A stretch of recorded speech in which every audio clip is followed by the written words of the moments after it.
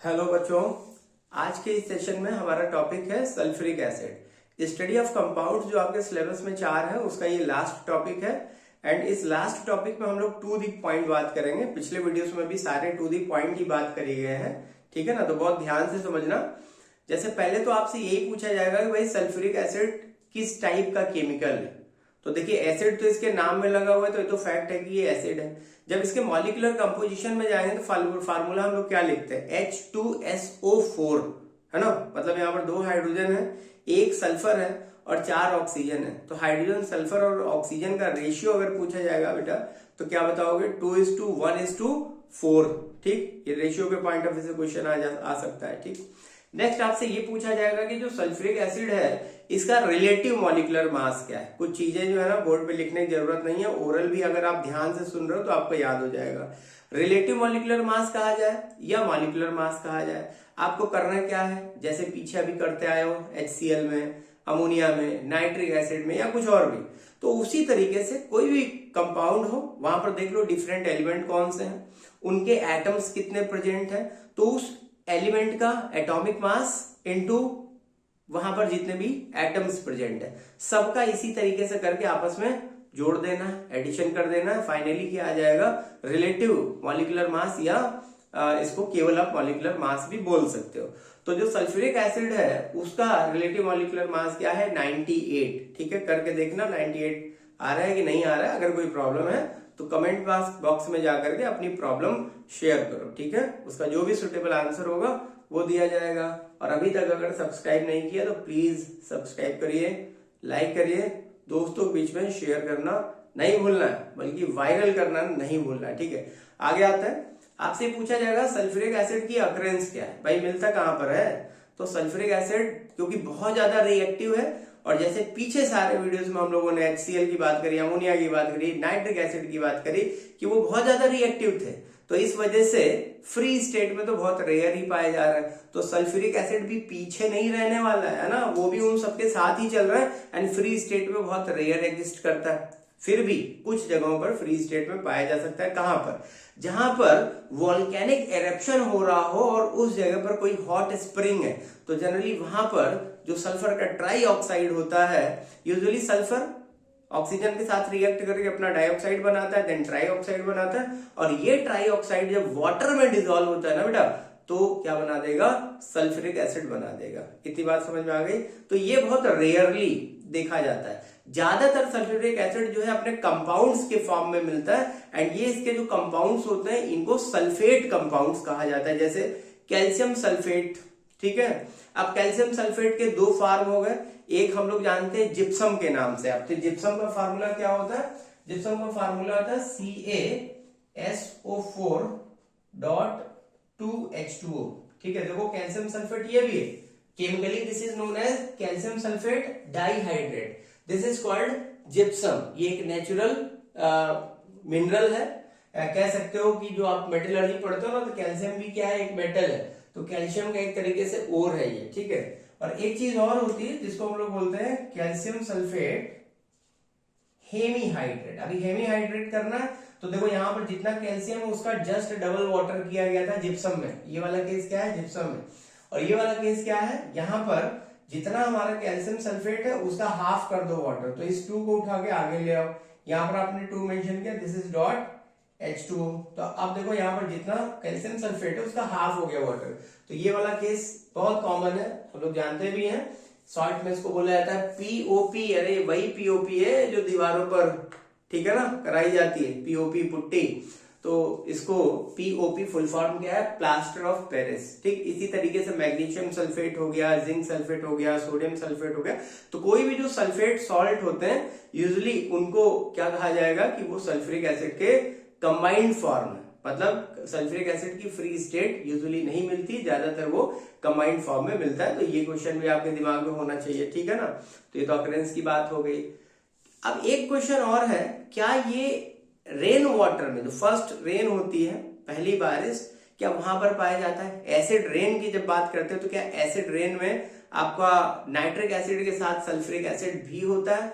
तो बेटा ध्यान देना है, क्योंकि सल्फर का जो ट्राई ऑक्साइड है वो बहुत आसानी से नहीं बनता है, इस वजह से एसिड रेन में अगर सल्फ्यूरिक एसिड की बात करी जाएगी तो बहुत रेयर होता है, ठीक है, बहुत ज्यादा नहीं पाया जाता है। मेजर कंटेंट किसका होता है? मेजर कंटेंट होता है नाइट्रिक एसिड का। ये पॉइंट आप अपने दिमाग में रखिएगा, ये बीएमआई हो सकता है ऑब्जेक्टिव में भी ये पूछा जाए, ठीक है। अगली चीज आपसे ये पूछा जाएगा कि जो सल्फ्यूरिक एसिड है उसका जो मॉलिक्यूलर स्ट्रक्चर है वो बताओ। अभी मॉलिक्यूलर स्ट्रक्चर बताने का मतलब यहाँ पर ये है, इस क्वेश्चन से मेरा जो मीनिंग है वो ये है कि आपको सल्फ्यूरिक एसिड मॉलिक्यूल दे दिया गया एंड ऑब्जेक्टिव में जैसे क्वेश्चन आ जाते हैं ना, एमसीक्यूज में पूछ लिया जाएगा कि एक सल्फ्यूरिक एसिड मॉलिक्यूल में type of the covalent bond, type of the coordinate bond या कुछ भी आपसे केमिकल बॉन्ड यहाँ पर पूछे जाएंगे। तो भाई आपके सिलेबस में आयनिक बॉन्ड है, कोवेलेंट बॉन्ड है एंड कोऑर्डिनेट बॉन्ड है, तो इन्हीं के अराउंड सारी चीजें पूछी जानी है। अब देखिए क्योंकि सल्फ्यूरिक एसिड जो है ना, यहाँ पर सारे जो चीजें आपस में कंबाइन हुए, हाइड्रोजन को देखो वो भी क्या है, नॉन मेटल है, सल्फर को देखो वो भी क्या है, नॉन मेटल है, ऑक्सीजन को चेक करिए वो भी क्या है, नॉन मेटल है। तो आपने कोवेलेंट बॉन्ड या आयनिक बॉन्ड के बनने की जो कंडीशंस पढ़ी है वहां पर एक चीज बताई गई थी कि जब भी नॉन मेटल्स आपस में कंबाइन होते हैं तो यूजुअली वहां पर आयनिक बॉन्ड का फॉर्मेशन नहीं होता है। आयनिक बॉन्ड के फॉर्मेशन के लिए जरूरत क्या होती है कि कम से कम एक मेटल और एक नॉन मेटल होना चाहिए। ठीक बात क्लियर हो रहा है? क्लियर हो रहा है तो लाइक करो, ठीक है, सब्सक्राइब करो, शेयर करो, दोस्तों के बीच में वायरल करो। चलो आगे बढ़ते हैं। तो अगला केस ये है कि भाई जब यहाँ पर सारे नॉन मेटल है तो सीधी सी बात है यहाँ पर आयनिक बॉन्ड तो नहीं होगा। तो एमसीक्यूज में अगर आयनिक कहीं पर ऑप्शन दिया है तो देखो ऐसे ही गलत हो गया। ठीक, अब आपके पास आ गया कि भाई वहां पर कोवेलेंट बॉन्ड है और कोऑर्डिनेट बॉन्ड है, और एक ऑप्शन दे दिया कि कोवेलेंट बॉन्ड भी है, कोऑर्डिनेट बॉन्ड भी है। तो जहां पर ये दिया जाए कि कोवेलेंट बॉन्ड और कोऑर्डिनेट बॉन्ड बोथ, तो इस वाले को आप करेक्ट मानेंगे।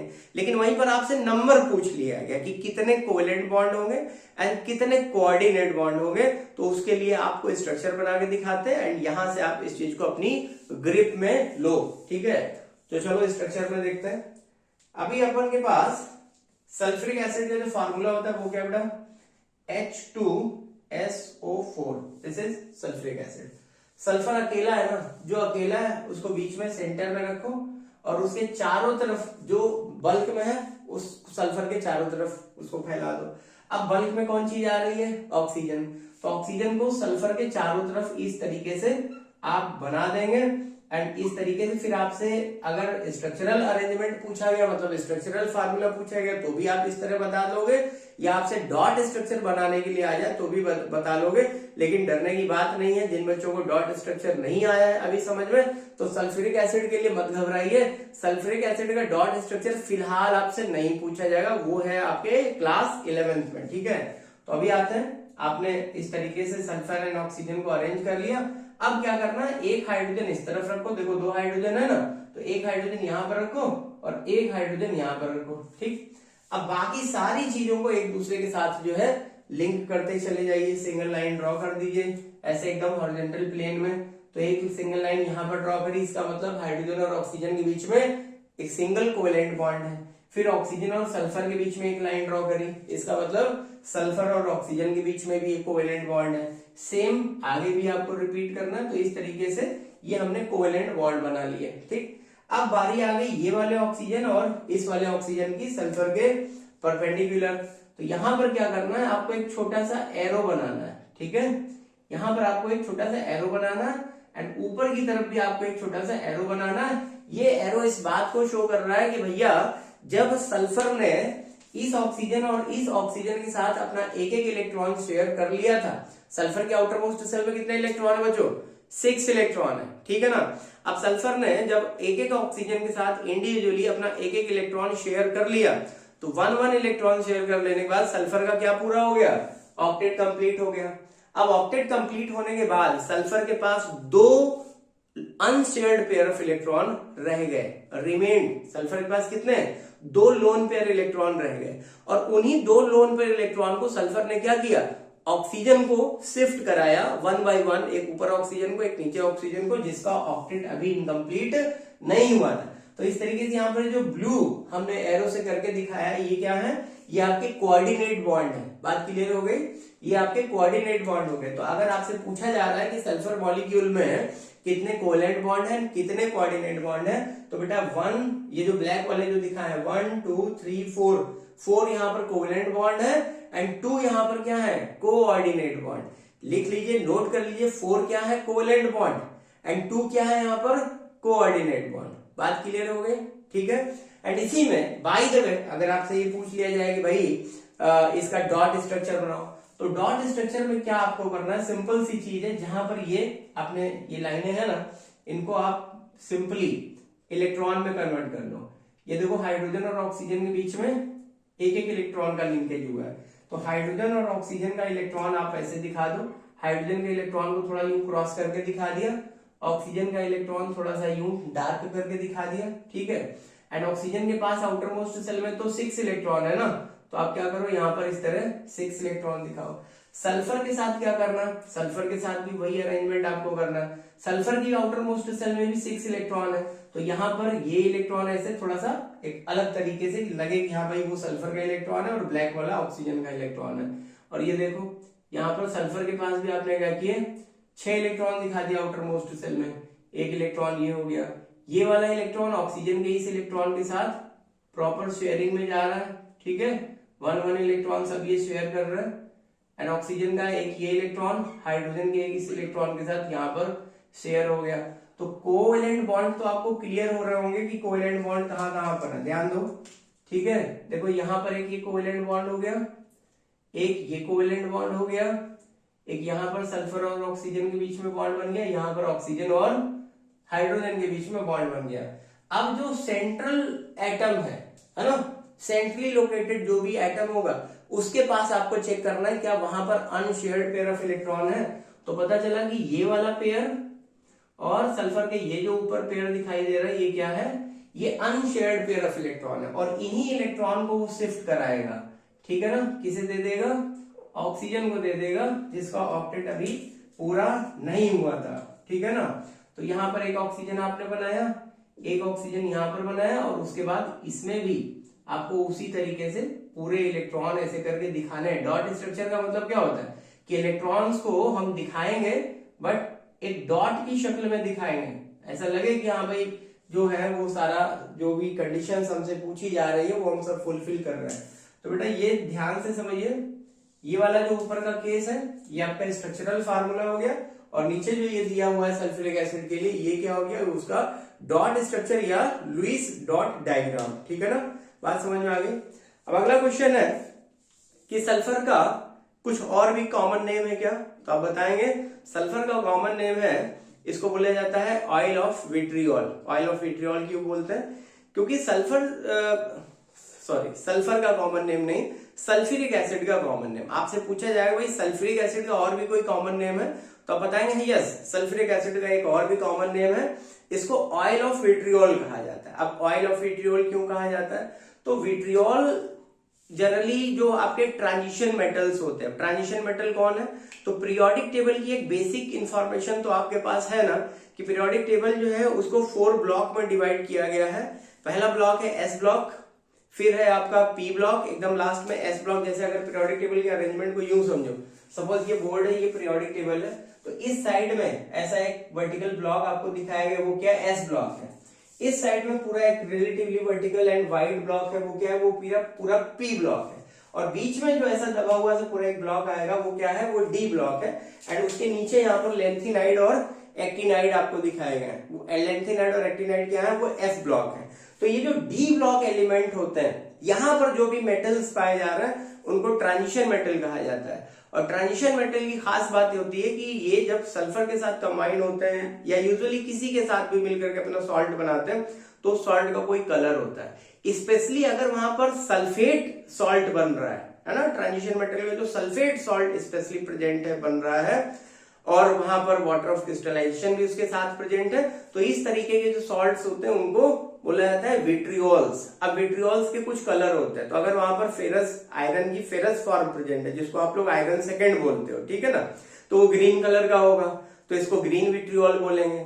इसी तरह अगर कहीं पर कॉपर सल्फेट प्रेजेंट है तो वो क्या होगा, वो ब्लू कलर का होगा, तो उसको ब्लू विट्रियोल कहा जाएगा। बात समझ में आ गई। तो इस वजह से, क्योंकि जो सल्फ्यूरिक एसिड की नॉलेज है ये आज की या बहुत रिसेंट नॉलेज नहीं है, 20-50 साल पुरानी बात नहीं है कि सल्फ्यूरिक एसिड डिस्कवर हुआ।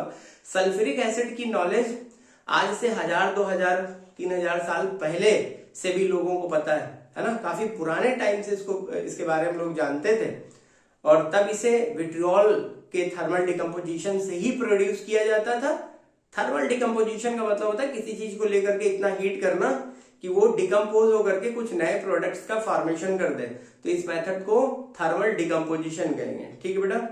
तो जो फेरस सल्फेट है ग्रीन विट्रियोल, ठीक, इसके डिकम्पोजिशन से, ग्रीन विट्रियोल के डिकम्पोजिशन से सल्फ्यूरिक एसिड को ऑब्टेन किया जाता था। इस वजह से सल्फ्यूरिक एसिड का जो बहुत कॉमन नेम है उसे ऑयल ऑफ विट्रियोल भी बोलते हैं। अब ऑयल ऑफ विट्रियोल, ठीक है, एक तो क्वेश्चन ये हो गया भाई ऑयल ऑफ विट्रियोल समझ में आता है कि जो फेरस सल्फेट हेप्टाहाइड्रेट है इसके डिकम्पोजिशन से प्रोड्यूस हुआ इसलिए।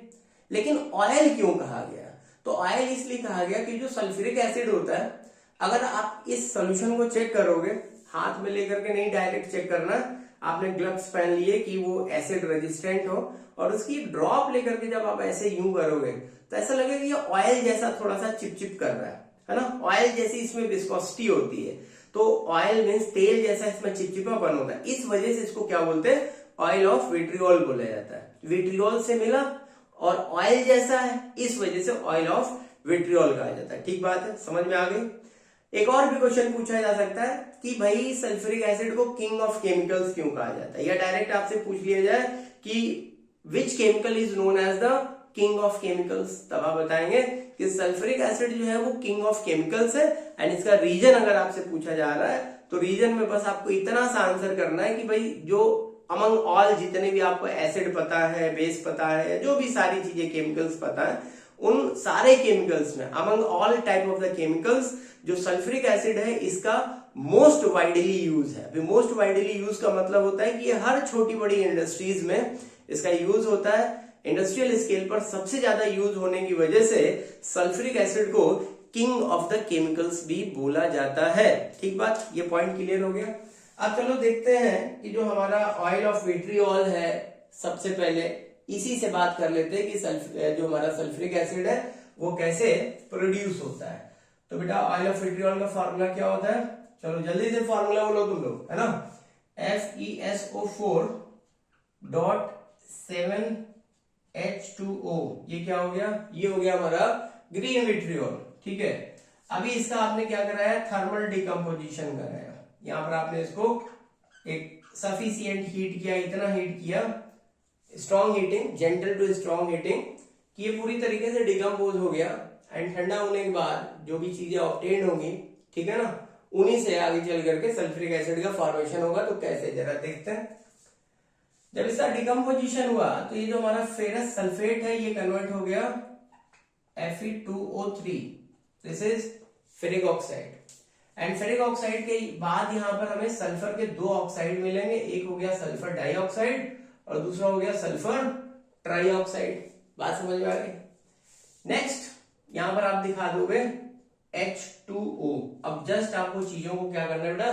बैलेंस कर लेना है। तो यहां पर आप देखिए 2 मेंशन करें, क्यों? क्योंकि यहाँ पर देखो 1 आयरन है और यहाँ पर आयरन अपन के पास कितने हैं? 2 है। बात समझ में आ गई? ठीक है ना, कंजूसी नहीं करने का, आराम से एकदम लल्लन टॉप बैलेंस करने का। तो यहाँ पर आपने 2 लिख दिया तो देखिए आयरन बैलेंस हो गया। ऑक्सीजन चेक करो, सल्फर पहले चेक करो। देखो 2 सल्फर है यहाँ पर, एक सल्फर यहाँ पर है और एक सल्फर अपने पास इस जगह पर है। दो सल्फर भी हो रखे हैं। ठीक है, अब बारी आई ऑक्सीजन यानी हाइड्रोजन की। तो देखिए हाइड्रोजन कितने हैं? 7 2 14। अगर यहाँ पर 7 मेंशन कर दिया जाए तो हाइड्रोजन बैलेंस हो रहा है। अब चेक करते हैं ऑक्सीजन को, तो 2 4 8 ऑक्सीजन, 7 ऑक्सीजन। देखो ये वाले जो वाटर के हैं वो तो वहां पर पहुंच गए, बाद में जो बचे हुए उन्हें चेक करो तो कितने हो गए? 3 and 2 5 हो गया, एंड 3 5 and 3 क्या हो गया? 8 हो गया। अब जो चीज तुम्हारे दिमाग में आ रही होगी बैलेंसिंग करते समय कि यार यहाँ पर ये जो 2 मेंशन किया है, यहाँ पर जो ये 2 मेंशन किया है इसको 7 के साथ क्यों नहीं ले गए? 2 7 जा, है ना, ऐसे लेंगे 14, एंड 14 के बाद फिर 2 से मल्टीप्लाई, तो 14 2 जा कितना हो गया? 28। तो यहाँ 28 ऑक्सीजन हाइड्रोजन क्यों नहीं हुए? यहाँ पर 7 हाइड्रोजन ही क्यों दिखा दिए? 7 मतलब सॉरी 7 वाटर मॉलिक्यूल ही क्यों दिखा दिए? यहाँ पर 14 क्यों नहीं दिखाया? उसका एक रीजन है बेटा, जितने भी इस तरह के सॉल्ट होते हैं जहां पर डॉट लगा करके बाद में फॉर्मूला, देखिए इसके पूरे फॉर्मूले में यहाँ पर डॉट लगा है ना, 7H2O लिखा हुआ है। बात समझ रहे हो? इस तरह के जो सॉल्ट्स होते हैं इनको हाइड्रेटेड सॉल्ट्स कहा जाता है। और हाइड्रेटेड सॉल्ट्स में जो एक्चुअल क्रिस्टल है उसके आगे जो भी आप कोफिशिएंट लिखोगे वो कोफिशिएंट वहां पर नंबर ऑफ वाटर मॉलिक्यूल के साथ मल्टीप्लाई नहीं किया जाएगा। ये जो डॉट है, इस डॉट से इस बात का पता चलता है कि जो वाटर मॉलिक्यूल है वो क्रिस्टल्स की सरफेस पर लोकेटेड है ना कि उसके अंदर। अगर वो अंदर होते, केमिकल कंपोजिशन मतलब यहाँ पर अगर केमिकल बॉन्ड बना के जुड़े होते, तब तो इस 2 को यहाँ पर 7 के साथ मल्टीप्लाई कर सकते थे।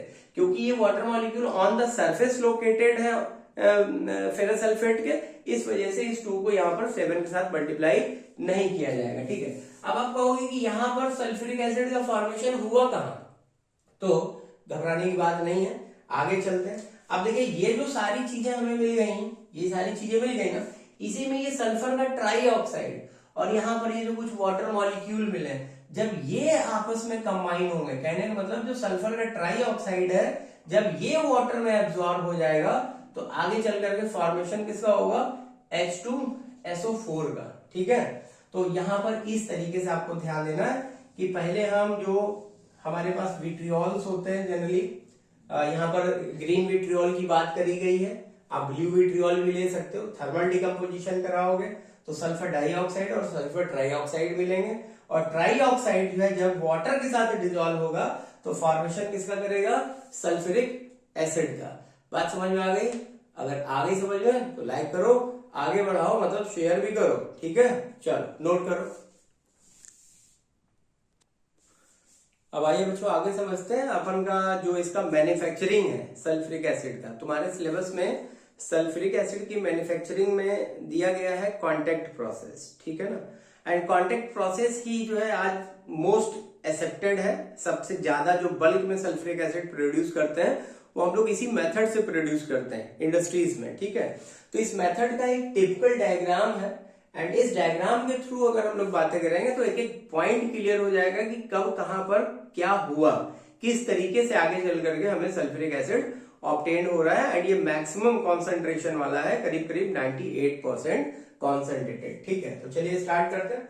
तो देखिए सबसे पहले तो जरूरत ये है कि हमें सल्फ्यूरिक एसिड बनाने के लिए उसका जो मेन कंपोनेंट है सल्फर, उस सल्फर की जरूरत है। ठीक है ना, तो सल्फर कहां से लाएंगे, तो सल्फर या तो सल्फर की एक प्योर फॉर्म होती है, येलो कलर का एक मास होता है, उसको ल्यूसियाना सल्फर बोलते हैं। तो या तो आप डायरेक्ट उस सल्फर को ले लीजिए, ठीक है, या आयरन पाइराइट होता है जिसको FeS2 बोलते हैं, आयरन डाई सल्फाइड। ठीक है, इस आयरन डाई सल्फाइड को लेकर के यहां से प्रोसेस की शुरुआत करेंगे। एक तरीके से यहाँ पर एक ये बर्नर है, एंड इस बर्नर में हमें क्या करना है, एयर की एक बहुत वाइगरस सप्लाई, या कह सकते हो कि एक ट्रेमेंडस सप्लाई ऑफ द एयर यहां पर हमें जो है ब्लो करनी है, पास करनी है। तो इस वजह से दिस इज एयर ब्लोअर। यहाँ पर जो ऊपर वाला पार्ट होगा ये एयर ब्लोअर का काम करेगा, और नीचे जो है ना ये बर्नर वाला पूरा पोर्शन है जहां पर आपने क्या ले रखा है, आयरन सल्फाइड ले रखा है, या आपने वहां पर ले रखा है ल्यूसियाना सल्फर, जो सल्फर की प्योर एक टाइप होती है।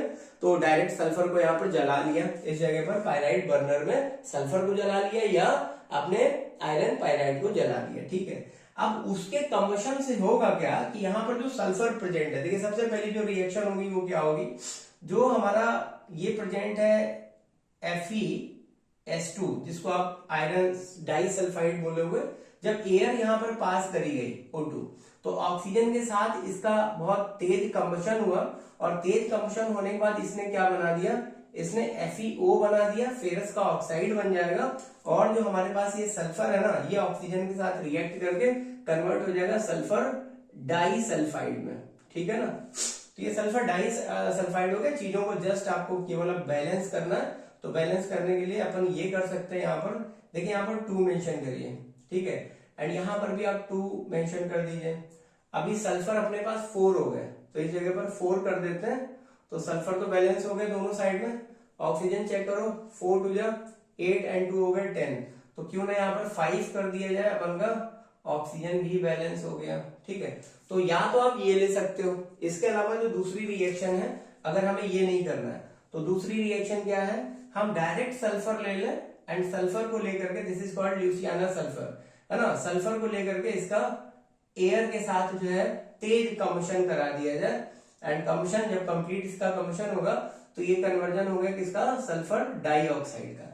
अब इसी सल्फर डाइऑक्साइड का सारा खेल है ना, जो मेन गेम है ना, जो मेन प्लेयर है यहाँ पर वो सल्फर डाइऑक्साइड है, क्योंकि यही सल्फर डाइऑक्साइड आगे चल करके क्या होना है, अपना ट्राई ऑक्साइड में कन्वर्ट होगा, मतलब सल्फर का मैक्सिमम ऑक्सीडेशन करना है, ठीक है। अब ये ट्राई ऑक्साइड में कन्वर्ट होगा, और ये जो ट्राई ऑक्साइड है, देन इस ट्राई ऑक्साइड को हमें क्या करना है, वाटर में एब्सॉर्ब करना है, ठीक है।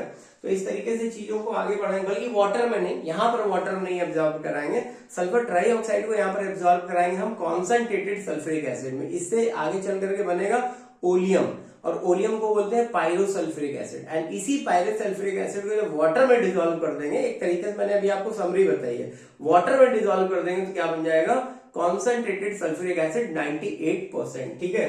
तो आइए बात करते हैं बेटा, सबसे पहले देखो पायराइड जो हमारा बर्नर है वहां पर ये प्रोसेस आपने कंप्लीट कर लिया, सल्फर डाइऑक्साइड का फॉर्मेशन हो गया, ठीक, बात समझ में आ गई। एंड इस जगह पर अब ऐसा तो है नहीं कि आपने जो एयर है वो प्योर ऑक्सीजन यहाँ पर सप्लाई करी है, प्योर ऑक्सीजन सप्लाई नहीं करी, एयर की सप्लाई करी है, ठीक है। और जो हम यहाँ पर ये यूज कर रहे हैं आयरन डाइसल्फाइड, जो आयरन पायराइड भी बोला जाता है, इसमें में भी बहुत सारी इम्प्यूरिटीज प्रेजेंट है, ठीक है। एयर में हो सकता है मॉइस्चर प्रेजेंट रहा हो, तो किया क्या जाएगा कि यहां से अब जो हमारा ये सल्फर डाइऑक्साइड प्रोड्यूस हुआ है ये पूरी तरीके से प्योर नहीं है, इसमें बहुत सारी इम्प्यूरिटीज हैं, इसमें डस्ट की इम्प्यूरिटीज हो सकती है, मतलब पार्टिकुलेट मैटर, पार्टिकल्स यहाँ पर हो सकते हैं, डस्ट हो सकती है यहाँ पर, तो वो सारी डस्ट को भी हमें रिमूव करना है, ठीक है। साथ में भी यहाँ पर जो है आपका स्टीम हो सकता है, जो यहाँ से मॉइस्चर गया था वो भी तो यहाँ पर प्रेजेंट है ना, एंड वो स्टीम में कन्वर्ट हो गया, ठीक। अब वो स्टीम सल्फर डाइऑक्साइड के साथ मिक्स हो गया है, साथ में यहाँ पर बहुत सारी डस्ट भी हो सकती है, तो अब उसको क्या किया आपने, एक ऐसे चैम्बर में ले जाकर के पास करना है जहां पर कम से कम ये जो डस्ट है ना वो सेटल हो जाए।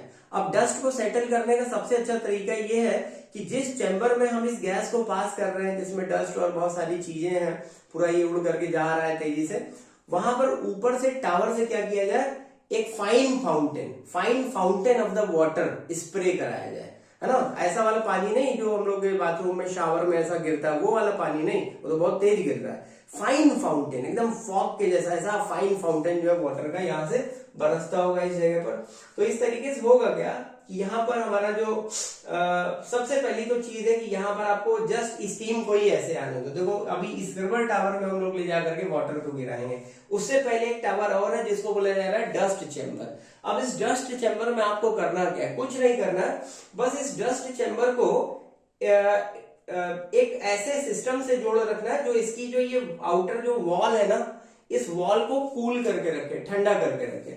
तो लगातार ठंडा होने की वजह से क्या होगा कि यहाँ पर बहुत सारी जो हमारी डस्ट होगी वो डस्ट यहाँ पर जो है ना सेटल डाउन कर जाएगी। जनरली जो हैवी पार्टिकल्स होंगे वो यहाँ पर सेटल डाउन कर जाएंगे, ठीक है ना। एंड देन यहाँ से अब जो हमारा सल्फर डाइऑक्साइड और बहुत सारी स्टीम भी देखिए यहाँ पर लिक्विफाई हो जाएगी। अगर स्टीम वहां पर प्रेजेंट है तो स्टीम का कंडेंसेशन भी यहाँ पर डस्ट चेंबर में हो जाएगा, जो पायरेट बर्नर के जस्ट बगल वाला ये चेंबर है, ठीक है ना, उसके तुरंत बाद वाला। इसके बाद से अब जो ये हमारा मिक्सचर होगा सल्फर डाइऑक्साइड का, और उसमें बहुत सारी डस्ट भी में भी प्रेजेंट है, आर्सेनिक के ऑक्साइड वहां पर हो सकते हैं, जो आर्सेनिक की इम्प्यूरिटीज काउंट करी जाएंगी। उनको देखो इस कूलर, एक जो पाइप देख रहे हो ना, जिग जैग ऐसे बना करके दिखाया गया, इसके अंदर से, इस पाइप के अंदर से हमें उसको लगातार पास करना। एंड नेक्स्ट जब टावर की तरफ ले जाएंगे तो ये वाला टावर क्या है बेटा, इस टावर को नाम दिया गया है स्क्रबर टावर।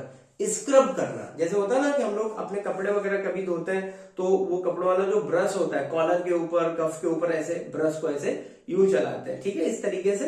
तो ऐसे ही यहाँ पर स्क्रब किया जाए। स्क्रबर यहाँ पर क्या काम कर रहा है भाई, ये वाले एरिया में स्क्रबिंग हो रही है। ये जो डार्क सा ऐसा दिखाया गया, इस तरीके से ऐसे एक सिलेंडर टाइप का लगा हुआ है, एंड उसमें बहुत सारे फाइन ब्रिसल्स है जो लगातार यूं सर्कुलर मोशन में घूम रहे हैं, ठीक है। एंड यहाँ से वाटर की फाइन एकदम फाउंटेन, बहुत एकदम फाइन का मतलब महीन से महीन जो यहाँ पर एकदम स्प्रे हो सकती है, वो यहाँ से पास कराई जा रही है। तो इस वजह से क्या होता है कि जो बहुत छोटे डस्ट पार्टिकल्स है रिलेटिवली, या जो भी यहाँ पर डस्ट प्रेजेंट है, वो वाटर के साथ बहुत अच्छी तरीके से धीरे धीरे करके गीला होगा, एंड इस तरीके से हैवी होने की वजह से वो सारा यहाँ पर नीचे आके सेटल कर जाएगा, बैठ जाएगा, ठीक है।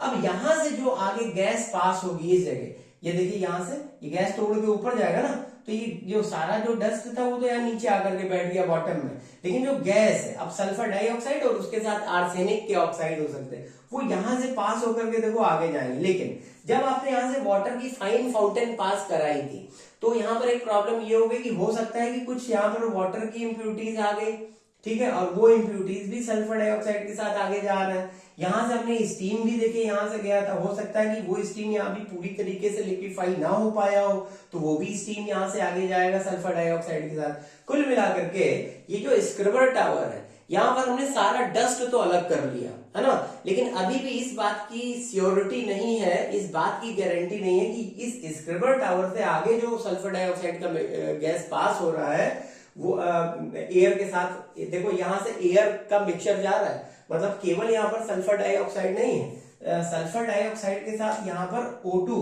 ऑक्सीजन भी है, ठीक है, यहाँ पर लिख देते हैं O2।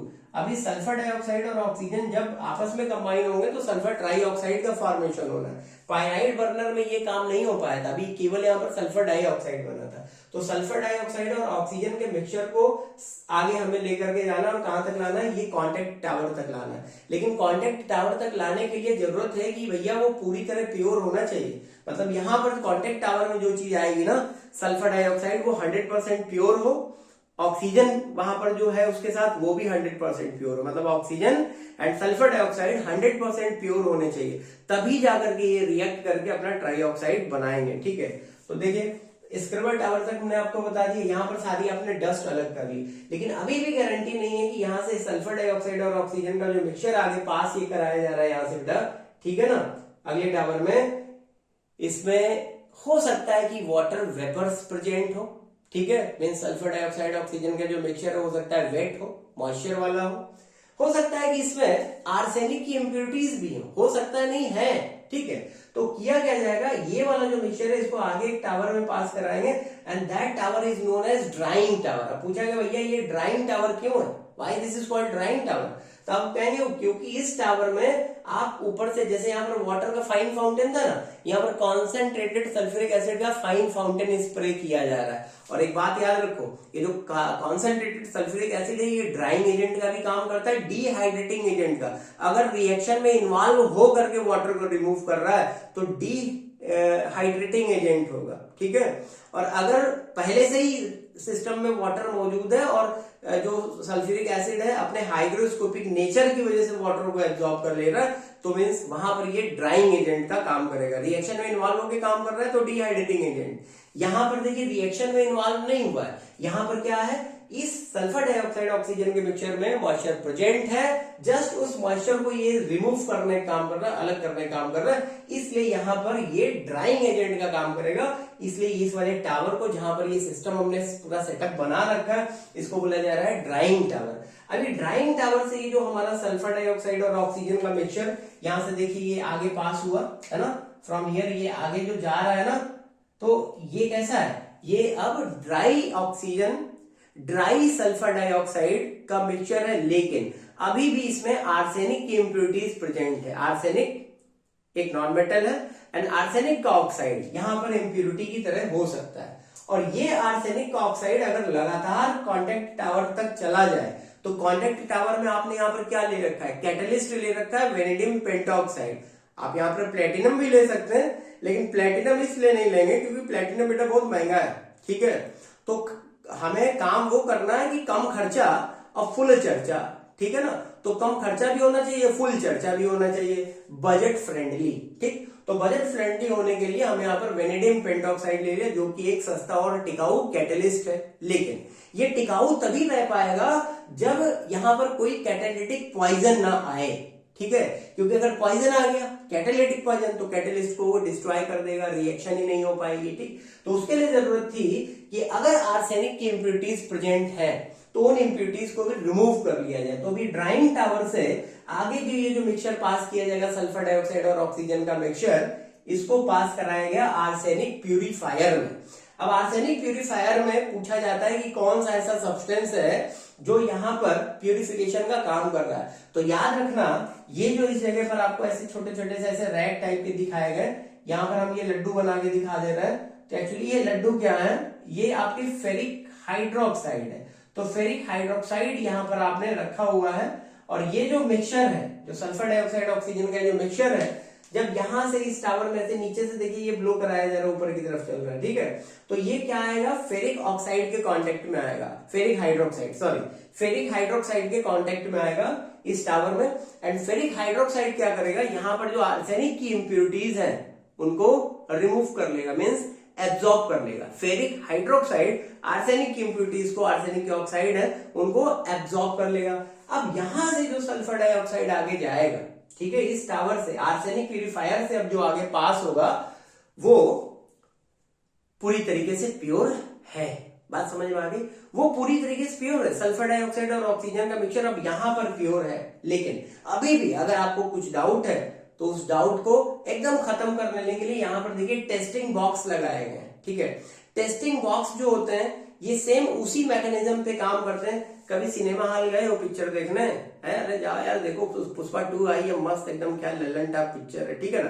तो वहां पर आप सिनेमा हॉल में जब ऐसे बैठे, सामने देखिए ये स्क्रीन है और आपकी ये चेयर है, आपके पीछे से सपोज प्रोजेक्शन किया जा रहा है, प्रोजेक्शन होता है ना, प्रोजेक्शन लैम्प, प्रोजेक्टर, वो स्क्रीन पर ऐसे प्रोजेक्ट करता है। तो सपोज यहां से ये बीम जा रही है, तो अपने ऐसे आंखों से उस बीम में ऐसे करके देखो, पूरा हॉल में अंधेरा है, उस बीम में जब आप देखोगे तो उस बीम में आपको कुछ, अगर एयर में डस्ट पार्टिकल्स हैं तो वहां पर पार्टिकल्स ऐसे यूं जिगजैग ऐसे मूवमेंट करते हुए दिखाई देंगे। चलो कोई बात नहीं, सिनेमा हॉल मत जाओ यार, अपने घर में जो रोशनदान है, सनलाइट बाहर से आ रही है, रोशनदान है, कमरे में एकदम अंधेरा कर लो, रोशनदान से ऐसे जो लाइट आ रही है ना कमरे में, ऐसे एकदम सीधी लाइन, एकदम स्ट्रेट लाइन ट्रेवल कर रही है, उस लाइन के, उस कोन के एकदम ऐसे आ जाओ। अब सपोज ये कोन इधर से चला आ रहा है, ठीक है, ऐसे, और आप कोन को ऐसे देख रहे हो यूं सामने, तो इस चमकते हुए पाथ में आपको पार्टिकल्स जो होंगे ना ऐसे जिगजैग मोशन करते हुए दिखाई देंगे। अगर डस्ट पार्टिकल हैं वहां पर हवा में, तो वो डस्ट पार्टिकल यहाँ बकायदा एकदम इल्यूमिनेट होते हुए दिखाई देंगे। तो ये जो टेस्टिंग बॉक्स होता है ना, ये चारों तरफ से एकदम ब्लैक है, ग्लास का बना हुआ है, एकदम ब्लैक कोटिंग अंदर। ये जो यहाँ पर हमने सर्कुलर ऐसे ये बना रखे हैं, तो ये वो वाला एरिया है जहां पर ब्लैक कोटिंग नहीं है, ठीक है। और इसके अंदर से लगातार लाइट बीम पास कराई जाती है, और लाइट बीम पास कराने का मतलब पर्पज ये है कि अगर जो गैस यहाँ से पास हो रही है, सल्फर डाइऑक्साइड ऑक्सीजन का मिक्सचर, अगर उसमें डस्ट की इंप्योरिटीज में भी प्रेजेंट है या कोई ऐसी पार्टिकुलेट मैटर है, तो वो इस लाइट में इलिमिनेट हो जाएगा। एंड देन हम यहीं पर इस मिक्सचर को रोक देंगे, इसको आगे कॉन्टेक्ट टावर, ये जो ऐसा ये डोम शेप आप देख रहे हो ना, इसको कॉन्टेक्ट टावर बोल रहे हैं, और यहीं पर मेन रिएक्शन होनी है, यहां तक उसको नहीं पास कराएंगे। फिर से हम उसको ले जाकर के वापस प्यूरिफाई करेंगे एंड देन टेस्टिंग बॉक्स में लाएंगे, और अगर ये प्योर हो गया देन उसको हम कहां पर पास कराएंगे, कॉन्टेक्ट टावर में। अभी कॉन्टेक्ट टावर में हम किसको ले गए, 100% pure sulphur dioxide and 100% pure oxygen, और इन दोनों को ले आकर के जब कॉन्टेक्ट में रखा, ये देखिए पहली रिएक्शन थी, ठीक है, जो यहां पर हो गई थी। अब दूसरी रिएक्शन देखते हैं, सेकेंड रिएक्शन में क्या हो रहा है बेटा, ये जो हमारा सल्फर डाइऑक्साइड है, ये सल्फर डाइऑक्साइड ऑक्सीजन के साथ रिएक्ट कर रहा है in presence of vanadium pentoxide. Formula क्या होता है, V2O5, ठीक है। करीब करीब यहाँ पर 500 डिग्री सेंटीग्रेड टेम्परेचर पर रिएक्शन हुआ, और रिएक्शन होने के बाद फॉर्मेशन किसका हो गया, सल्फर ट्राइऑक्साइड का, ठीक है। अब चीजों को आपको जस्ट बैलेंस करना है, यहां पर 2 लगा दो और यहां पर 2 लगा दो, देखो सल्फर ट्राइऑक्साइड बन गया। ये सल्फर ट्राइऑक्साइड यहाँ कॉन्टेक्ट टावर में बन रहा है। पूछा जाएगा कि ये कॉन्टेक्ट टावर या ये जो पूरा मैकेनिज्म है इसको क्या बोलते हैं, तो दिस इज कॉन्टेक्ट प्रोसेस। ये इतना सिग्निफिकेंट क्यों है, तो इसलिए सिग्निफिकेंट है बेटा पहली चीज तो वेनेडियम पेंटॉक्साइड देखो सस्ता आता है, ठीक है ना, प्लेटिनम बहुत महंगा है, तो उस लिहाज से। दूसरी चीज कि ये जो प्रोसेस है ये एक्सोथर्मिक है, एक्सोथर्मिक की यहाँ पर जब रिएक्शन कंप्लीट होगी तो हीट यहाँ पर खुद ब खुद प्रोड्यूस हुआ है ना। आफ्टर द रिएक्शन, जैसे रिएक्शन कंप्लीट हो रही है यहाँ पर हीट भी प्रोड्यूस हो रहा है। तो शुरू में जब आप प्रोसेस करा रहे हैं, बस आपको एक बार इसको क्या करना है, सिस्टम को इग्नेट करना है, हीट कर देना है, और जब ये 500 डिग्री सेंटीग्रेड टेम्परेचर पे एकदम पहुंच गया, रिएक्शन कंप्लीट हुई, तो यहां पर खुद ही हीट जनरेट होगा, और हीट जब जनरेट होगा तो इस टावर के अंदर का टेम्परेचर बहुत देर तक कांस्टेंट बना रहेगा। मींस बहुत देर तक यहाँ पर आपको बाद में अलग से हीट करने की जरूरत नहीं पड़ेगी। इस लिहाज से भी ये प्रोसेस जो है बहुत ज्यादा सुटेबल है, ठीक है। अब यहां से जो हमारा सल्फर ट्राईऑक्साइड बन गया, इस जगह पर सल्फर ट्राईऑक्साइड बन गया, इस सल्फर ट्राईऑक्साइड को पास कराया गया नेक्स्ट ये टावर में, एंड इस टावर का क्या नाम है, इसको बोल रहे हैं एब्जॉर्प्शन टावर। एब्जॉर्प्शन किसका, ये जो यहां पर SO3 बन गया है, ये सल्फर ट्राईऑक्साइड ऊपर की तरफ ऐसे जा रहा है, एंड यहां से ऊपर से आपने करीब 98% प्योर सल्फ्यूरिक एसिड, जिसको कॉन्सेंट्रेटेड सल्फ्यूरिक एसिड बोल रहे हैं, उसका फाइन फाउंटेन स्प्रे करना। तो ये कॉन्सेंट्रेटेड सल्फ्यूरिक एसिड में क्या होगा, हमारा सल्फर ट्राईऑक्साइड एब्जॉर्ब हो जाएगा। तो थर्ड रिएक्शन आपकी यही है जो आपको याद रखनी है। अब ये सल्फर ट्राईऑक्साइड SO3 जो है ये एब्जॉर्ब कर लिया गया H2SO4 में, कॉन्सेंट्रेटेड H2SO4 में, एंड एब्जॉर्ब होने के बाद इसने क्या बना दिया, इसने बना दिया H2SO7। H2SO7 जो है इसका केमिकल नेम क्या है, तो इसका केमिकल नेम है पायरोसल्फ्यूरिक एसिड। अब पायरोसल्फ्यूरिक एसिड क्यों बोल रहे हैं, तो पायरो यहां पर जो प्रीफिक्स लगा हुआ है इसका मतलब होता है बहुत हाई टेम्परेचर, ठीक है, क्योंकि बहुत हाई टेम्परेचर पर सल्फर ट्राईऑक्साइड एब्जॉर्ब हुआ था सल्फ्यूरिक एसिड में, इसलिए सल्फ्यूरिक एसिड इस ये वाला जो हमारा पर्टिकुलर ऑक्सी एसिड बन रहा है, क्योंकि यहां पर कॉन्सेंट्रेटेड सल्फ्यूरिक एसिड में बहुत हाई टेम्परेचर पर सल्फर ट्राईऑक्साइड एब्जॉर्ब हुआ था, इस वजह से इसको नाम दिया गया पायरोसल्फ्यूरिक एसिड। एंड इसका कॉमन नेम क्या है, तो commonly this is known as oleum. बात समझ में आ गई। अब ये बन गया ओलियम, क्योंकि ये बहुत हाई टेम्परेचर पे हुआ था प्रोसेस, तो यार बहुत हाई टेम्परेचर पे कुछ भी हो रहा है, बहुत गर्मी है, बहुत भयानक वाली गर्मी है, बहुत गर्मी होती, तुम क्या करते हो, ठंडा ठंडा कूल कूल पानी पीते हो, ठीक है। तो यहां पर भी ये जो ओलियम बन गया है ना, इस ओलियम को क्या करना है, ये ठंडा ठंडा कूल कूल वाटर देखिए नीचे रखा हुआ है, ये वाटर में क्या करना है, ले आकर के छई छपा छई करा देना, वाटर में गिरा देना। अब जब ओलियम वाटर में आकर के डिजोल्व होगा, ठीक है, अभी देखो यहाँ पर जगह नहीं है भाई, ठीक है, तो यहाँ पर रिएक्शन लिख देते हैं, चलो यहाँ पर लिख देते हैं। अब जब ये ओलियम, बहुत ध्यान से समझिएगा इस रिएक्शन को, यहाँ पर जो लिख रहे हैं ये लास्ट सेगमेंट है, मतलब इस रिएक्शन में जब ये ओलियम H2S2O7 ये वाटर में डिजोल्व हुआ, तो इसने क्या बना दिया, इसने बना दिया H2SO4। जस्ट आपको बैलेंस करने के लिए यहाँ पर 2 लगा देना। देखो बेटा 2 हाइड्रोजन ये हो गए, 2 ये हो गए, 4, देखिए 2 2 जा 4 हाइड्रोजन। सल्फर चेक करो, 2 सल्फर यहाँ पर है ओलियम में, देखो यहाँ पर 2 सल्फर हो गया। ऑक्सीजन चेक करो, 7 एंड 1 8 हो गया, 2 4 जा 8। बात समझ में आ गई। तो अपन ने क्या किया, H2SO7 जिसको ओलियम बोल रहे हैं या पायरोसल्फ्यूरिक एसिड बोल रहे हैं, उसको वाटर में डिसॉल्व करके फाइनली आपने सल्फ्यूरिक एसिड ऑब्टेन कर लिया। और ये बनने वाला सल्फ्यूरिक एसिड भी क्या है, 98% तक pure means concentrated sulphuric acid है। टिंग टोंग, जल्दी से नोट करिए, ये बहुत इंपॉर्टेंट जो है आपका प्रोसेस, इस पे बहुत सारे क्वेश्चन छोटे छोटे पूछे जाते हैं, ठीक है, जल्दी नोट करो। अगला केस है बच्चों, आपसे फिजिकल प्रॉपर्टीज पूछी जाएंगी, ठीक है ना। तो फिजिकल प्रॉपर्टीज में बहुत छोटे छोटे पॉइंट है, ज्यादा दिमाग नहीं लगाना है, केवल इन्हें समझ करके रट लेना है, समझना भी नहीं है, रट ही लेना है डायरेक्ट, ठीक। इसमें क्या समझना है भाई, कलर पूछा जाएगा तो पहली चीज, अगर ये 100% प्योर है, नो कलर। ऑर्डर पूछा गया मतलब स्मेल, तब आप क्या बताएंगे कि भैया कोई इसमें स्मेल नहीं होती है, ठीक है। नेक्स्ट पॉइंट पूछा गया टेस्ट कैसा है, तो एसिड है ना, एसिड मतलब एसिडस मतलब सॉर, तो सॉर इन टेस्ट। कोई भी एसिड है ना उसको जबान पे रख के नहीं टेस्ट करना है, डायरेक्ट बोलो एसिड है मतलब वो सॉर इन टेस्ट है। नेचर, आपसे पूछा है भैया इसका नेचर क्या है, तो नेचर में आप ये बताएंगे कि हाइग्रोस्कोपिक नेचर है, पहली चीज हाइग्रोस्कोपिक नेचर है। विस्कोसिटी पूछा गया तो आप बताएंगे like viscous like oil, viscous like oil, इसीलिए इसको ऑयल ऑफ विट्रियोल भी कहा जाता है, ठीक है। डेंसिटी पूछा गया, ये पॉइंट इंपॉर्टेंट हो सकता है, तो यहां पर डेंसिटी इसकी आप बताएंगे दिस इज 1.85 ग्राम पर ml, ठीक है, ग्राम पर ml भी बोल सकते हो, या 1.85 ग्राम पर क्यूबिक सेंटीमीटर, आप ये भी बोल सकते हैं, ठीक है, पर ml या पर क्यूबिक सेंटीमीटर एक ही बात। बॉइलिंग पॉइंट आपसे पूछा जाएगा, ये भी इंपॉर्टेंट पॉइंट हो सकता है, तो ये 338 डिग्री सेल्सियस या सेंटीग्रेड आप इसका बॉइलिंग पॉइंट बताओगे, ठीक है। अच्छा एक चीज और है बेटा, जैसे आपसे पूछ लिया जाए कि भाई 98% अगर कॉन्सेंट्रेटेड सल्फ्यूरिक एसिड है तो उसका बॉइलिंग पॉइंट क्या होगा। तो देखिए बॉइलिंग पॉइंट के लिए आपसे पूछा जाए कोई भी तो उसको अपनी तरफ से कॉन्सेंट्रेटेड ही मानोगे, ठीक है ना। लेकिन एक क्वेश्चन अक्सर पूछ लिया जाता है, क्या सल्फ्यूरिक एसिड वाटर के साथ मिक्स होकर के एजियोट्रॉपिक मिक्सचर तैयार करता है। एजियोट्रॉपिक मिक्सचर का मतलब एजियोट्रॉपिक सॉल्यूशन एक ऐसा सॉल्यूशन जहां पर वाटर तो सॉल्वेंट हो गया, जहां पर सॉल्वेंट और सॉल्यूट एक ही रेंज पर आकर के बॉइल हो, मतलब एक कांस्टेंट टेम्परेचर पर बॉइल हो।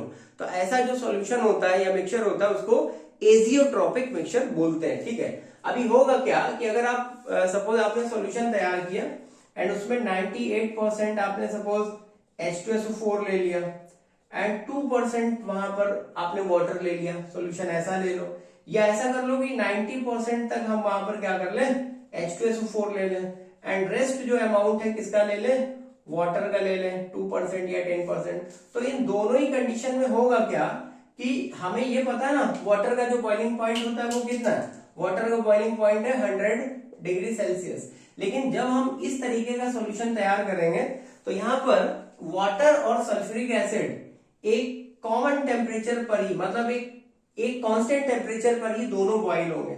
जो वाटर इंडिविजुअली 100 डिग्री सेंटीग्रेड पर बॉइल हो रहा था, कॉन्सेंट्रेटेड सल्फ्यूरिक एसिड सॉल्यूशन में वो जो है भाई सॉल्यूशन का मतलब कुछ तो अमाउंट वाटर का होगा ना, तो सल्फ्यूरिक एसिड मॉलिक्यूल्स के साथ मिल करके वो 338 डिग्री सेल्सियस पर बॉइल हो रहा है। तो पूरा सॉल्यूशन क्योंकि ये कांस्टेंट टेम्परेचर पर बॉइल हो रहा है इसलिए इसको जो है एजियोट्रॉपिक सॉल्यूशन या एजियोट्रॉपिक मिक्सचर कहा जाएगा, ठीक है बेटा। सॉल्युबिलिटी तो वाटर में डिसॉल्व होगा इन ऑल प्रोपोर्शन या इन एनी प्रोपोर्शन, क्यों, क्योंकि ये पोलर कोवेलेंट कंपाउंड होता है, ठीक है। फिजियोलॉजिकल इफेक्ट आपसे पूछा जाए तो फिजियोलॉजिकल इफेक्ट में आप ये बताएंगे कि ये हमारे लिए अच्छा नहीं होता है, हार्मफुल इफेक्ट देता है। अगर ये स्किन के ऊपर गिर जाए, ठीक है, तो होगा क्या, स्किन के जो प्रोटीन होता है उसको जला देगा, ठीक है। जितना भी वहां पर हाइड्रोजन नाइट्रोजन सल्फर जो भी है प्रोटीन में वो सब निकल जाएगा, रह क्या जाएगा, केवल कार्बन रह जाएगा। कार्बन का कलर कैसा होता है भैया, कार्बन का कलर होता है लाइक दिस, ब्लैक, ठीक है। तो अगर हमारी स्किन पर सल्फ्यूरिक एसिड गिर जाए सपोज, तो हमारी स्किन जल जाएगी और जलने के बाद यहाँ पर जो प्रोटीन है वो ब्लैक कलर का हो जाएगा। This is known as the charring of skin, मतलब स्किन को चारकोल में कन्वर्ट कर देना। तो charring of skin, painful blisters होंगे एकदम ब्लैक कलर के, तो इसको चारिंग ऑफ स्किन बोला जाएगा। फिजियोलॉजिकल इफेक्ट में आपको ये पॉइंट इंपॉर्टेंट है, पूछा जा सकता है, ठीक है, नोट करिए जल्दी से। अब आओ बच्चों अगला पॉइंट देखते हैं, इसका केमिकल प्रॉपर्टीज, सल्फ्यूरिक एसिड का केमिकल प्रॉपर्टीज ये क्या क्या करता है। तो जैसा कि हमें पता है कि भाई एसिड है तो सिंपल सा कुछ बेसिक रिएक्शंस हैं, इनको लिखने की जरूरत नहीं है, बस इन रिएक्शन का एक बेसिक जो एक इक्वेशन बनती कैसे, एक बेसिक फार्मूलेशन जो फंडा होता है वो समझ लो, कोई भी रिएक्शन आप एकदम खचाक, ठीक है, कर ले जाओगे। तो चलो स्टार्ट करते हैं। पहला जो केमिकल प्रॉपर्टीज में पहली रिएक्शन है, आपसे पूछ लिया जाएगा सपोज रिएक्शन विद मेटल। अगर हम मेटल को लेकर के, यहाँ पर M stand for the metal, कोई मेटल लेकर के और वहां पर आपने H2SO4 ले लिया। अब यहाँ पर जो आपको H2SO4 लेना है वो कैसा है, डाइल्यूट लेना है। ध्यान देना, मेटल के साथ जब रिएक्ट कर रहा है तो आपको डाइल्यूट सल्फ्यूरिक एसिड लेना है। क्यों लेना भैया डाइल्यूट, जो डाइल्यूट होगा ना उसका आयनाइजेशन बहुत अच्छी तरीके से होगा, इसलिए अपन को यहाँ पर क्या लेने का है, डाइल्यूट सल्फ्यूरिक एसिड। ओके, तो डाइल्यूट सल्फ्यूरिक एसिड ले लिया। सिंपली मेटल कौन होना चाहिए, एक्टिव मेटल। अभी अपन ने एक्टिव मेटल के साथ रिएक्शन कराया, क्या बन जाएगा, यहाँ मेटल का सल्फेट बन जाएगा, ठीक है, दिस इज मेटल सल्फेट। अभी जो यहाँ पर हाइड्रोजन है वो रिमूव हो गया, ठीक, हाइड्रोजन रिमूव हो गया in the form of gas. अभी तुम में से कुछ बच्चे लोग ये समझ रहे होंगे कि भैया सर जी ये बताइए, आपने यहाँ पर टेम्परेचर तो कुछ स्पेसिफाई किया नहीं। टेम्परेचर स्पेसिफाई करेंगे कहां पर करेंगे, कॉन्सेंट्रेट में। जब कॉन्सेंट्रेट होगा ना तो 200 के बिलो हीट करने पर पार्शियल आयनाइजेशन, 200 से अबव हीट करने पर टोटल आयनाइजेशन, तो वो वाला केस बाद में। अभी क्या कर रहे हैं, डाइल्यूट सल्फ्यूरिक एसिड, ठीक। तो सिंपली आपको ध्यान देना है कि अगर कोई मेटल है तो इस तरीके से सल्फ्यूरिक एसिड के साथ रिएक्ट कर रहा है एंड रिएक्ट करने के बाद डाइल्यूट सल्फ्यूरिक एसिड रिएक्ट कर रहा है, तो ऐसे होगी रिएक्शन। एग्जाम्पल के फॉर्म में मान लो आपने यहाँ पर सोडियम ले लिया, सोडियम की H2SO4 के साथ रिएक्शन कराई, रिएक्शन हो रही है, दिस इज डाइल्यूट, ठीक है। अभी क्या बन गया, Na2SO4 और क्या हाइड्रोजन गैस का एवोल्यूशन हो गया, ठीक है। यहाँ पर 2 मेंशन करो, देखो बैलेंस है सब, ठीक। मान लो आपने जिंक ले लिया, जिंक के साथ सेम प्रोसेस रिपीट कराया, तो जब ये सेम प्रोसेस रिपीट कराया तो क्या हो गया, अभी ये बन गया आपका जिंक सल्फेट ZnSO4 और हाइड्रोजन गैस का एवोल्यूशन हो गया। बात समझ में आ गई। तो इस तरह से हमने कोई भी मेटल सल्फेट लेकर के रिएक्शन कराई, ये आउटपुट मिलेगा। दूसरी रिएक्शन आपसे कह रहा है क्या होगा अगर हम किसी मेटल ऑक्साइड को ले लें, ठीक है बेटा।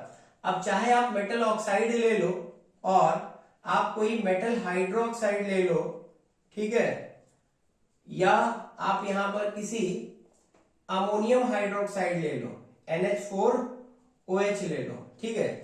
इन तीनों के ही साथ अगर हम रिएक्शन H2SO4 की करा रहे हैं, ठीक है भैया, ध्यान दीजिए बात। तो जब आपने रिएक्शन कराई तो यहां पर आपको 3 चीजें मिल सकती हैं। अगर हमने मेटल ऑक्साइड के साथ रिएक्शन कराई तो यहां पर हमें मेटल का सल्फेट मिलेगा, ठीक है, मेटल का सल्फेट मिल गया एंड साथ में क्या मिल गया, वाटर।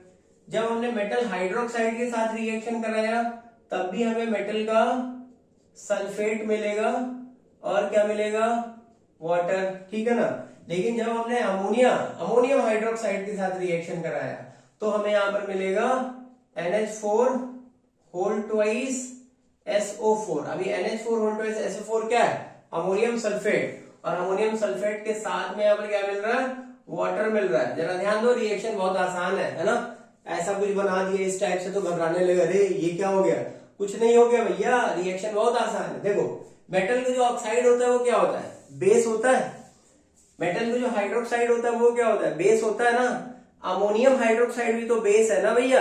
तो बेस या एल्कलीस, इनके साथ अगर किसी एसिड की रिएक्शन कराओगे तो क्या बनेगा, सॉल्ट बन जाएगा, वाटर बन जाएगा। अब क्वेश्चन ये है कि सॉल्ट कौन सा बनेगा, तो अगर हमने सल्फ्यूरिक एसिड लिया है तो यहाँ पर सल्फेट सॉल्ट बनेगा। HCl रहा होता तो क्या बनता, क्लोराइड सॉल्ट बनता। HNO3 रहा होता तो क्या बनता, नाइट्रेट सॉल्ट बनता। जल्दी से नोट करो। अब आइए नेक्स्ट केस देखते हैं कि अगर हम डाइल्यूट सल्फ्यूरिक एसिड को लेकर के किसी मेटल के कार्बोनेट या मेटल के बाइकार्बोनेट के साथ रिएक्शन कराएं तो क्या होगा। वैसे तो रिएक्शन बहुत आसान है, लेकिन फिर भी तुम में से कुछ ऐसे होंगे जिनको ये टफ लगेगा। तो प्लीज प्लीज प्लीज मेरे साथ पढ़ रहे हो, टफ जैसी कोई चीज नहीं है। चलिए आइए क्वेश्चन में देखते हैं। तो यहां पर अपन को क्या करना है, आपने कोई मेटल का, M फॉर मेटल का आपने कोई कार्बोनेट ले लिया, ठीक है, या आपने मेटल का कोई बाइकार्बोनेट ले लिया। बेटा समझो, जो बाइकार्बोनेट होते हैं उनको हाइड्रोजन कार्बोनेट भी कहा जाता है। जनरली आपने सपोज Na2CO3 लिया तो ये सोडियम कार्बोनेट हो गया, लेकिन वहीं पर आपने अगर NaHCO3 लिया तो ये सोडियम बाइकार्बोनेट या इसी को सोडियम हाइड्रोजन कार्बोनेट बोलेंगे, ठीक है ना। तो अभी इसको ले लिया एंड इसके साथ लेकर के आपने रिएक्शन कराई H2SO4, कौन सा, डाइल्यूट वाला, ठीक है। अभी जब डाइल्यूट वाला लिया तो आगे रिएक्शन में क्या जाएगा, रिएक्शन में चाहे आप कार्बोनेट ले लो चाहे बाइकार्बोनेट ले लो, ये एक बेसिक फंडा याद रखना, एक भी रिएक्शन गलत नहीं होगी। क्या बन जाएगा यहाँ पर, मेटल का सबसे पहले तो सल्फेट बना लो, ठीक है, सबसे पहले मेटल का सल्फेट बनाया, उसके बाद क्या किया, वाटर का फॉर्मेशन कर दिया, उसके बाद क्या किया, अरे उसके बाद कार्बन डाइऑक्साइड बनाने का है बाबा, कार्बन डाइऑक्साइड, ठीक है ना। तो मेटल का सल्फेट बनाया, फिर उसके बाद वाटर बनाया, बचे हुए में क्या बनाया, कार्बन डाइऑक्साइड बनाया। अभी ये कार्बन डाइऑक्साइड कहां से है, तो ये कार्बन डाइऑक्साइड है कार्बोनेट, ठीक है। कोई भी कार्बोनेट जो होते हैं ना, यूजुअली जब वो रिएक्ट करते हैं तो कार्बन डाइऑक्साइड देंगे, बाइकार्बोनेट भी सेम इवेंट प्लेस करते हैं, ठीक है। चलो तो अभी इस तरीके से रिएक्शन हो गई। अब एक एग्जांपल में बात करते हैं, ठीक है। चलिए एक बार में आपने क्या कर लिया, Na2CO3 ले लिया, Na2CO3 को आपने H2SO4 से रिएक्ट कराया, रिएक्शन के बाद फॉर्मेशन किसका हुआ, फॉर्मेशन हो गया Na2 SO4 सोडियम सल्फेट का, यहां से ये जो CO3 देख रहे हो ना बेटा, यही CO3 डिकम्पोज हुआ और CO2 निकल गया। अब CO3 से आपने CO2 निकाल दिया तो एक ऑक्सीजन बच गया ना, वो एक ऑक्सीजन यहाँ पर हाइड्रोजन, दो हाइड्रोजन है उनके साथ जुड़ेगा, वाटर का फॉर्मेशन कर देगा, तो बन गया यहाँ पर आपका CO2 एंड H2O। ठीक है, अरे कोई बात नहीं है, वाटर यहाँ पहले लिखा है, CO2 यहाँ बाद में लिखा है, यहाँ पर पहले लिख लिया, यहाँ पर बाद में कर दिया, कोई बात नहीं है यार, पहले आगे पीछे चलता है, मेन प्रोडक्ट पहले लिखना है आपको। ठीक है, ये था आपका सोडियम कार्बोनेट। चलो सोडियम भाई कार्बोनेट की बात करते हैं, तो अगर सोडियम भाई कार्बोनेट लेते हैं NaH, अरे भाई नहीं, सोडियम बाई, बाई मतलब हाइड्रोजन कार्बोनेट, NaHCO3, इसके साथ आपने H2SO4 की रिएक्शन कराई, ठीक है ना, सेम तरीके से रिएक्शन प्रोसीड होगी, क्या बना, ये बन गया Na2SO4 सोडियम सल्फेट, CO2 बना दो और यहां पर क्या बना दो, वाटर बना दो। ठीक है, क्योंकि ये बैलेंस नहीं है तो यहां पर आपको 2 मेंशन, देखिए ऊपर वाली बैलेंस है, यहां पर आपको 2 मेंशन करना पड़ेगा, तो देखिए यहां पर 2 सोडियम हो गए। ठीक है, यहां से सल्फेट एक ही आएगा, कोई बात नहीं है, 2 हाइड्रोजन यहां पर, 2 हाइड्रोजन यहां पर है, तो यहां पर क्या कर दो, 2 मेंशन कर दो और कार्बन डाइऑक्साइड के सामने भी 2 लगा दो, क्योंकि यहां पर देखो 2 बाई कार्बोनेट थे ना, तो यहां पर तो एक ही कार्बोनेट, यहाँ 2 बाई कार्बोनेट है, तो 2 वाटर हमारे पास 2 कार्बन डाइऑक्साइड मॉलिक्यूल हो जाएंगे। ठीक है, तो बस सिंपल है ये फॉर्मेट, ये बेसिक फॉर्मेट को आपको बेटा समझना है, ये वाला पार्ट जो है ना इसे ध्यान से समझना है, दिस वन। इसके बाद अगर आपने ये समझ लिया, मतलब इसको समझ डाला, तो लाइफ झिंगा लगा, बात समझ में आ गई। चलिए जल्दी से नोट करिए। नेक्स्ट केस है बच्चों, ये बहुत इंपॉर्टेंट केस है, भयंकर भयंकर भयंकर भयंकर मोस्ट इंपॉर्टेंट केस है।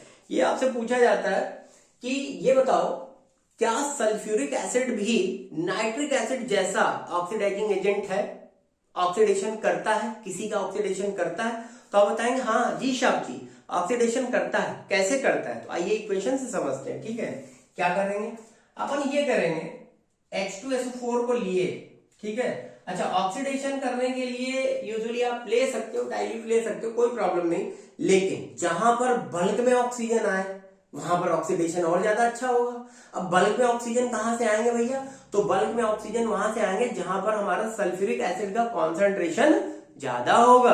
तो ज्यादा कहां पर होगा? कॉन्सेंट्रेटेड फॉर्म में। तो आपने यहाँ पर कॉन्सेंट्रेटेड सल्फ्यूरिक एसिड ले डाला। अभी उसके बाद क्या हुआ? उसके बाद ये हुआ कि इसका आयनाइजेशन या डिकम्पोजिशन कुछ भी कर लो हुआ, होने के बाद ये किसमें कन्वर्ट हुआ? ये कन्वर्ट हुआ सल्फर डाइऑक्साइड और किसमें?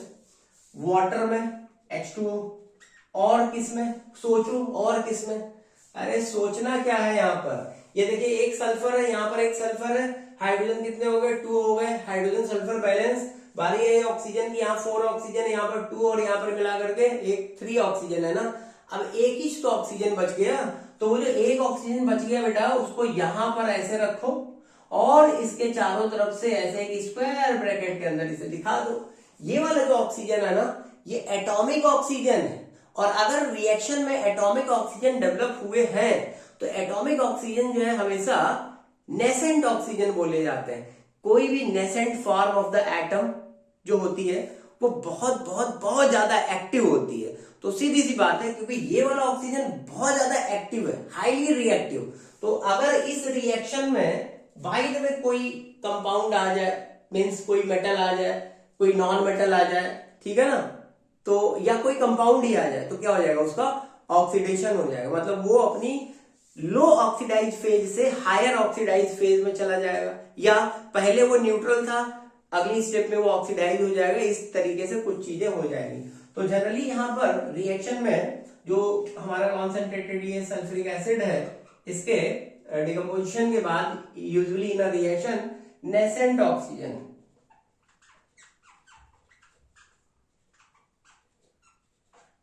नेसेंट ऑक्सीजन का फॉर्मेशन होता है, और यही नेसेंट ऑक्सीजन जो होते हैं पर्टिकुलर सब्सटेंसेस के ऑक्सीडेशन का काम करते हैं। इस वजह से रिएक्शंस में जो सल्फ्यूरिक एसिड होता है वो ऑक्सीडाइजिंग, एक बहुत बढ़िया ऑक्सीडाइजिंग एजेंट का काम करता है। आइए एक एग्जांपल से बात को प्रूफ करते हैं। मान लीजिए आपने यहां पर कार्बन ले आया, ठीक है, तो कार्बन क्या करेगा? कार्बन सल्फ्यूरिक एसिड के साथ रिएक्ट करके अपने आप को ऑक्सीडाइज करेगा। ठीक है, तो चलो यहाँ पर C प्लस H2SO4 ले लो। ठीक है, अभी क्या होगा, जब कार्बन ऑक्सीजन के साथ कंबाइन होगा तो क्या बना लेगा, कार्बन डाइऑक्साइड बनाएगा ना। ये कार्बन डाइऑक्साइड बन गया। ठीक है, और ये जो कार्बन डाइऑक्साइड बना है, क्योंकि ये वाटर सोल्यूबल है, कार्बन डाइऑक्साइड वाटर सोल्यूबल है, तो ये वाटर में डिसॉल्व होकर क्या बनाएगा, कार्बोनिक एसिड बनाएगा। लेकिन एक बात ध्यान रखो, क्या कार्बोनिक एसिड इतनी आसानी से बन जाता है? अरे हम लोग soft drink, Thums Up, Mirinda, Sprite या जो भी आपको पसंद हो, उस बोतल के अंदर जब आप उसको अनकैप करते हो तो एक ऐसी गैस रिलीज होती है, वो कौन है, कार्बन डाइऑक्साइड। तो जैसे हमने गैस, इसका जो कैप है उसको अनकैप किया, मीन्स प्रेशर कम किया, तो वॉल्यूम क्या होगा, इंक्रीज होगा। तो अंदर जो गैस पैक्ड थी, हाई प्रेशर की वजह से पैक्ड थी। मीन्स कहने का सेंस ये है कि कार्बन डाइऑक्साइड उतनी आसानी से वाटर में डिसॉल्व नहीं होगा जब तक कि सराउंडिंग में या जिस जगह पर कार्बन डाइऑक्साइड बनाई गई और वाटर में हम डिसॉल्व करने जा रहे हैं वहां पर हाई प्रेशर ना कर दें। ठीक है, तो जनरली लो प्रेशर पर कार्बन डाइऑक्साइड वाटर में डिसॉल्व नहीं होगा या बहुत कम होगा, तो सिंपली आप CO2 का फॉर्मेशन दिखा दोगे, रिएक्शन बस यहीं पर स्टॉप हो जाएगी। लेकिन आगे और भी तो चीजें हैं। तो यहां से जो नेसेंट ऑक्सीजन मिले थे उन्होंने कार्बन को ऑक्सीडाइज किया, CO2 बन गया। बची हुई चीज क्या है, SO2 और वाटर, इनको भी तो दिखाओगे। तो यहां पर आप लिखोगे SO2 प्लस, ये S है भैया, 5 मत समझ लीजिएगा, दिस इज S प्लस यहाँ पर H2O दिखाओगे। अब बस चीजों को आपको जस्ट क्या करना है बेटा, बैलेंस करना है। तो बैलेंस करने के लिए थोड़ा सा काम करना पड़ेगा। तो देखो यहाँ पर एक कार्बन, यहाँ पर एक कार्बन है, इस जगह पर बैलेंस ऑक्सीजन 2, 2, 4 एंड 5। यहाँ पर कितने, बैलेंस नहीं है, तो यहाँ पर क्या कर दो 2। ठीक है, यहाँ पर क्या कर दो, यहाँ पर 2 कर दो, देखो सल्फर तो बैलेंस हो गया। हाइड्रोजन को चेक करो, यहाँ पर 2 लगाओ तो देखो हाइड्रोजन भी बैलेंस हो गया। कार्बन एक अकेला है। ऑक्सीजन चेक करिए, 2, 4 जा 8, यहाँ पर चेक करिए 2, 2 जा 4, 2, 6, 2, 8, यस बैलेंस हो गया। ठीक है, जल्दी से नोट करो। तो ये जो रिएक्शन है, इस रिएक्शन में हम लोगों ने सल्फ्यूरिक एसिड की ऑक्सीडाइजिंग प्रॉपर्टी के बारे में पढ़ा। यहां पर सल्फ्यूरिक एसिड की ऑक्सीडाइजिंग प्रॉपर्टी के बारे में पढ़ा। अगर यहां पर कार्बन था तो कार्बन डाइऑक्साइड बन गया। यहां पर अगर हम सल्फर ले लेते तो क्या होता, तो सल्फर डाइऑक्साइड बन जाता या ट्राई ऑक्साइड बन जाता। इस तरीके से फास्फोरस लोगे तो क्या होगा, यहाँ पर फास्फोरस पेंटाऑक्साइड बन जाएगा, और वो फास्फोरस पेंटाऑक्साइड वाटर में डिसॉल्व होकर के फास्फोरिक एसिड बनाएगा। इस तरीके की कुछ रिएक्शंस दी हुई है बेटा। ठीक है, please please please video lecture को देखने के बाद अपनी किताब जरूर पढ़ना, तब तो आप कुछ सीख पाएंगे। अदरवाइज चाहे तुम जितना जो है पढ़ लो, कुछ नहीं होने वाला। बुक पढ़ना बहुत जरूरी है डीप नॉलेज के लिए। नोट करो।